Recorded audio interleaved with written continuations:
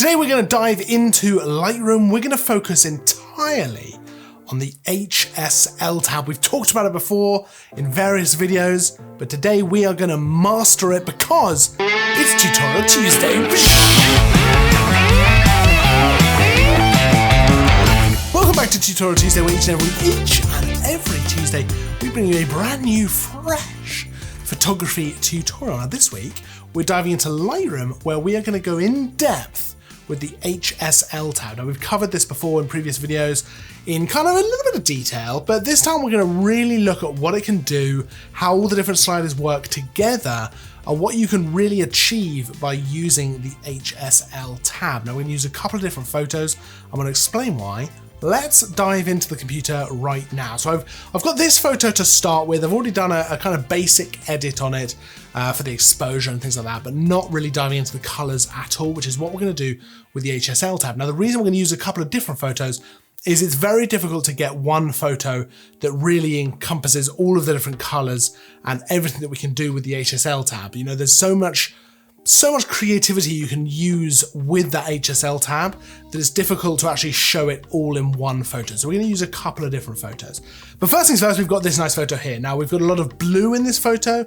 We've got a bit of sort of green and yellow going on, but we're going to change things up entirely with this HSL tab. Now first things first, HSL stands for hue, saturation, and luminance. And it allows us to actually alter the colors individually. So the reds, the oranges, the yellows, greens, blues, all that kind of stuff, with the hue, the saturation, and the luminance independently. And the way we actually adjust those is via the sliders, which we're going to look at in a moment.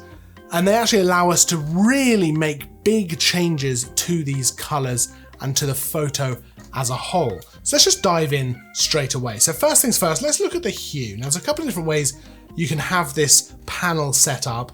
I've got it set up like this. You've got HSL and you've got color. They're the two options for how this is going to be set up. I work in the HSL side of things, but you can also just go over to color here, where you can select the individual colors along here, and then you've got the hue, saturation, and luminance sliders.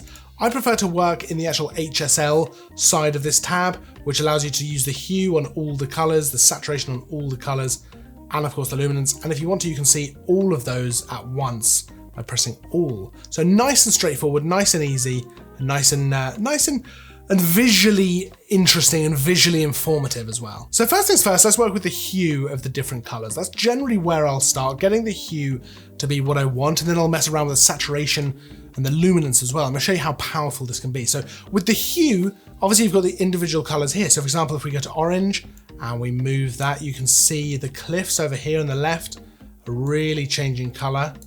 You can always double click to reset it. Same with the yellow. There's quite a lot of yellow there as well. Now, when you move it towards the left, you're actually moving it towards the previous color. So the oranges here are moving towards the reds, and then the yellows I could move towards the oranges as well. And you can see how with both of those working together, the cliffs are almost becoming a red color. Whereas if I was just to use the yellows towards the oranges, I could get them to be more of an orange color than the yellow color they were originally. And similarly with the greens, you know, greens here I can move left towards the yellows, or I can move right to actually really emphasize the green. And in this photo, there's not actually a lot of green. It's predominantly yellows and oranges. But if I do move the green a little bit, yeah, see, there's no real difference happening there. And that's one thing you will come across in photos, is that as you move some of these sliders, not every photo is going to have every color in abundance for you to change. So let's focus primarily on this photo on the oranges and the yellows, and then the aqua and the blue.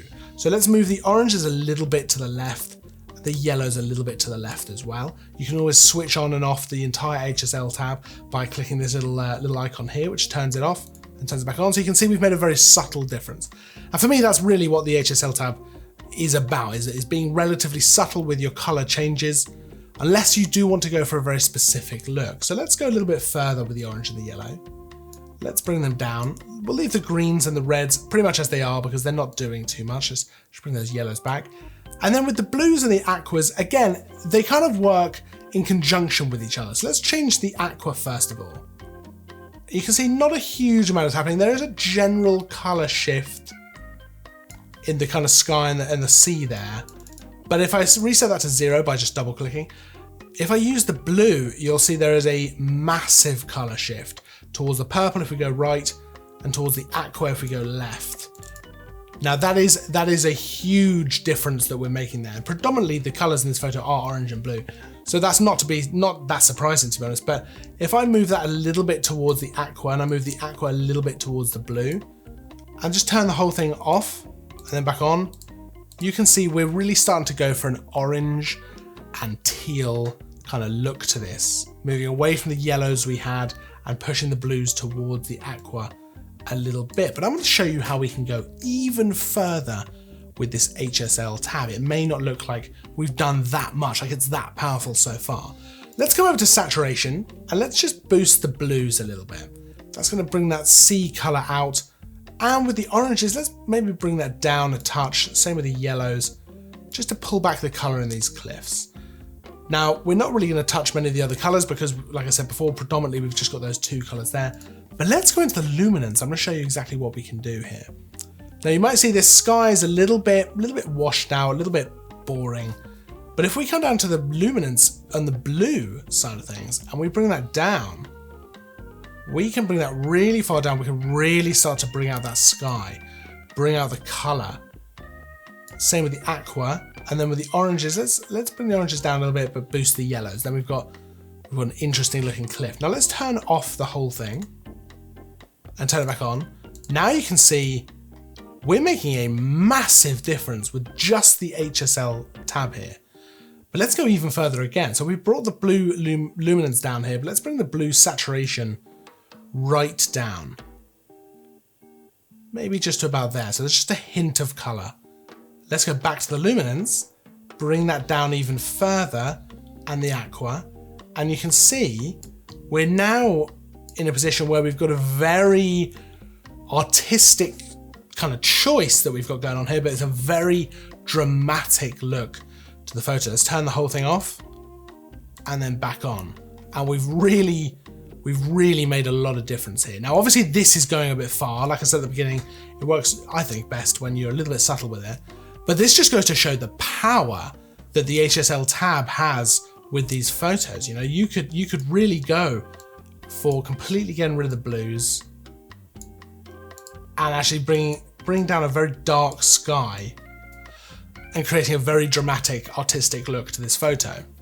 Let's move on to another photo so I can show you how some of the other colors work together. So I've got another photo here. It's a portrait photo, which is interesting because skin tones can be affected by the HSL tab quite dramatically.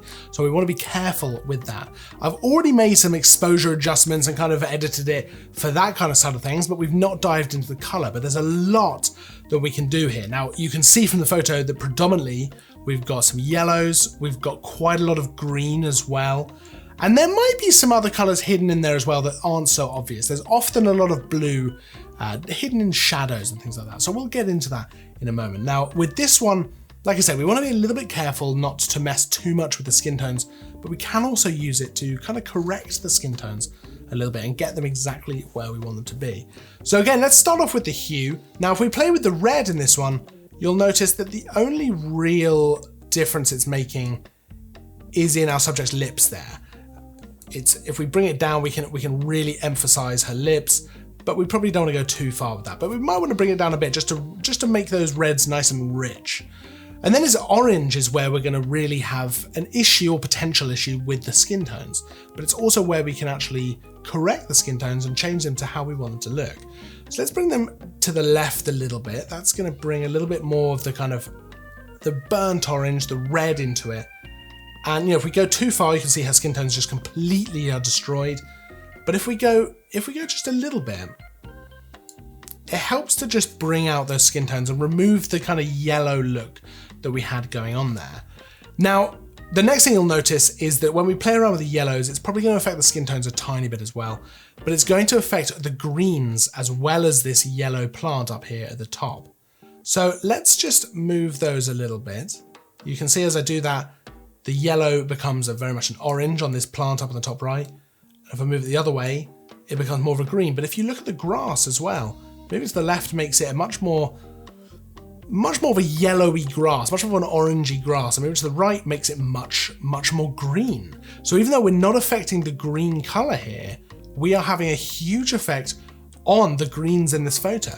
So we're having a massive effect on the grass and on these bushes behind. So we need to be relatively careful with that. Same with the green. If we change that to the left, we're going to make that grass much yellower.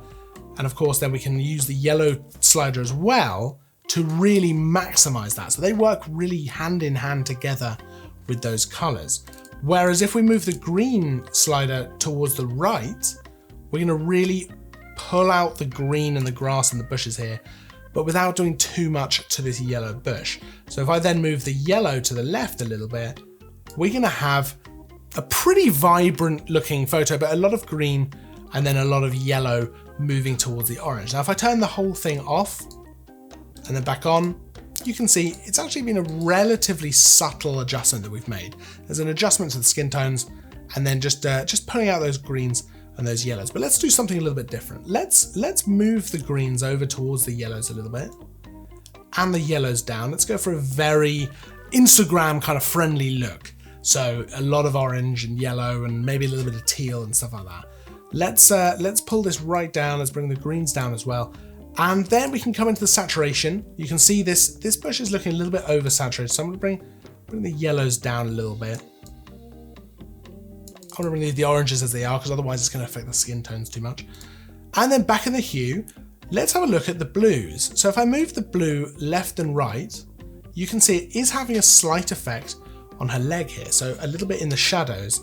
Let's move it towards this teal end, and let's move the aqua kind of towards the blues, just so they meet a little bit.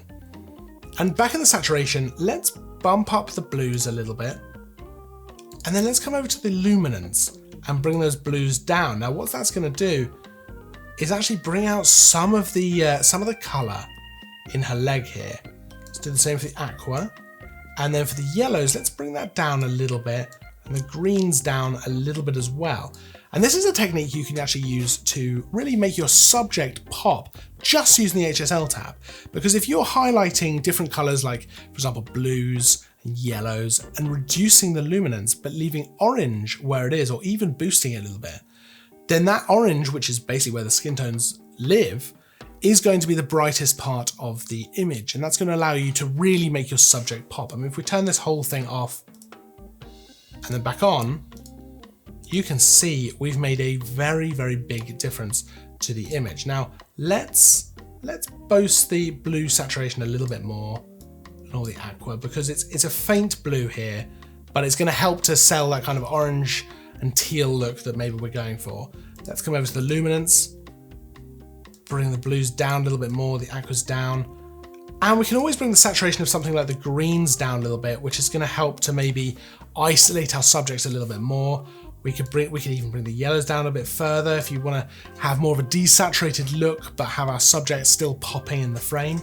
And if we turn the whole thing off again and then back on, look how much of a difference we've made just with the HSL tab to adding the colors we want, really refining it down to a kind of two-tone look.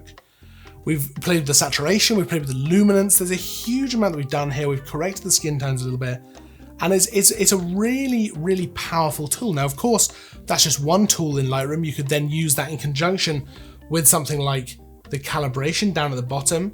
If I just adjust the hue of the calibration for the red primary and the blue primary, we get an even more orange and teal look. And it just plays off what we've already done in the HSL tab. But you can see how powerful the HSL tab is, how much of a difference it can make to your image, and all the different options you have available to you to how things come out. You know, you can really affect the sky, the skin tones, the foliage, the grass, the background, the foreground. There's really no limit to what you can do and what you can achieve. And it's one of the most powerful ways to actually color grade your image in Lightroom. Now, if you have any of your own tips about anything you've seen in the video, pop them down in the comments below. I love reading through those. Make sure to like and subscribe because we've got loads of content coming all the time. I will, of course, see you in the next video. And as always, thanks for watching.